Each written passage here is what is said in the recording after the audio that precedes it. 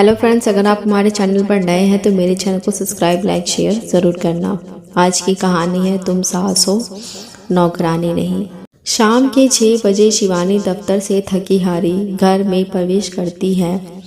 जूते उतार सेल्फ पर रखती है। मम्मी जी, 1 कप अदरक वाली चाय प्लीज़। आप आज बहुत थक गई। पूरे दिन प्रेजेंटेशन के कारण बॉस के सामने खड़े खड़े मेरी तो कमर ही अकड़ गई। अभी लाई बेटा जी। इतना बोल मुस्कुराती हुई सास भावना जी रसोई में गए और फटाफट 3 कप चाय बनाकर ले आई।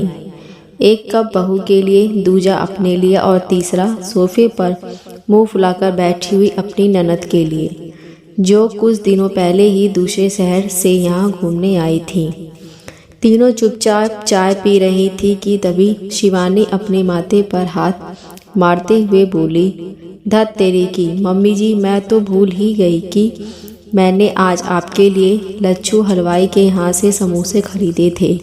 गाड़ी में पड़े हैं, मैं अभी लेकर आई। तब तक आप लोग चाय मत पीना। मैं बस यूं गई और यूं आई।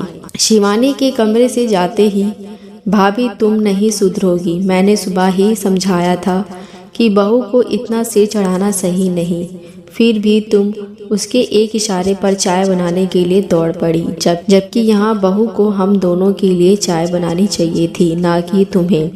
तुम सास हो नौकरानी नहीं। दीदी, आपने देखा नहीं वो कितनी थकी हुई लग रही थी। ऐसे में अगर मैंने 1 कप चाय बना कर पिला दी तो कौन सा उपकार कर दिया। भाभी, तुम सास हो और वो बहू। इतनी सी बात तुम्हें समझ नहीं आती कि सास को हमेशा तन कर रहना चाहिए, ना कि बहू के सामने झुककर। बहू की जगह अगर मेरा बेटा दफ्तर से थका हारा आता तब भी मैं चाय बनाकर देती ना। फिर बहू तो बेटे की तरह ही दफ्तर से थक कर आई है, उसके लिए चाय बनाने में झिझक कैसे। भाभी, तुम्हारा कुछ नहीं हो सकता। तुम्हारी अक्ल पर पत्थर पड़ गए हैं। तुम समझकर भी नहीं समझना चाहती। मुझे देखो, बहू के आने के बाद रसोई में कदम भी नहीं रखती। चाय बनाना तो दूर की बात है, मेरे होते हुए मजाल है जो बहू ऊपर सोफे पर मेरे बराबर बैठ जाए। बहू पर लगाम कसनी पड़ती है, नहीं तो तुम्हारी बहू की तरह बेलगाम घोड़ी बन जाएगी। वैसे मुझे क्या, बहू तेरी तू समझ। देर बाद भावना अपने से बड़ी ननद की बातें सुनते सुनते परेशान होकर बोली, दीदी, मुझ में और आप में बस नज़रिए का फ़र्क है। आप बहू को अपने हिसाब से चलाना चाहती हैं और मैं इस रिश्तों को हिसाब किताब से नहीं समझती। मैं तो बस समाज के साथ चलते हुए कामकाजी बहू के साथ सामंजस्य बैठाना चाहती हूँ। तभी संभव है जब बहू के साथ प्रेम से रहा जाए, ना कि जोर जबरदस्ती से। दीदी, आज आपकी सेहत साथ दे रही है, दिमाग काम कर रहा है, लेकिन हमेशा तो ऐसा नहीं होगा। एक ना एक दिन आपका भी शरीर और दिमाग से थकेंगी। तब जिस बहू को आप अपने इशारे पर नचा रही, क्या मन से वो आपकी सेवा करेगी? जरा सोचकर देखिएगा। शिवानी, जो दरवाजे के बाहर सास और बुआ सास के बीच की वार्तालाप सुन रही थी, अचानक से कमरे में प्रवेश करते हुए कहती है, मम्मी जी, ये लीजिए समोसे। बुआ जी, आप भी लीजिए। वैसे आप दोनों किस हिसाब किताब की बात कर रही थी?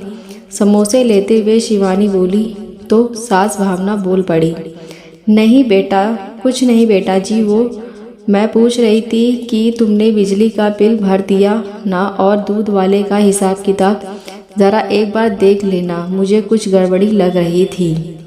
ठीक है मम्मी जी, बोलते हुए शिवानी अपने कमरे में फ्रेश होने चली गई।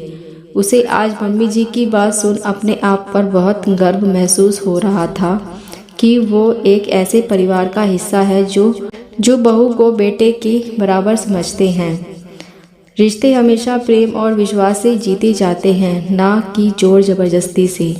आपकी क्या राय है, कमेंट करके ज़रूर बताएं। मैं आशा करती हूँ ये कहानी आपको अच्छी लगी होगी। अगर अच्छी लगी हो तो मेरे चैनल को सब्सक्राइब, लाइक, शेयर ज़रूर करना।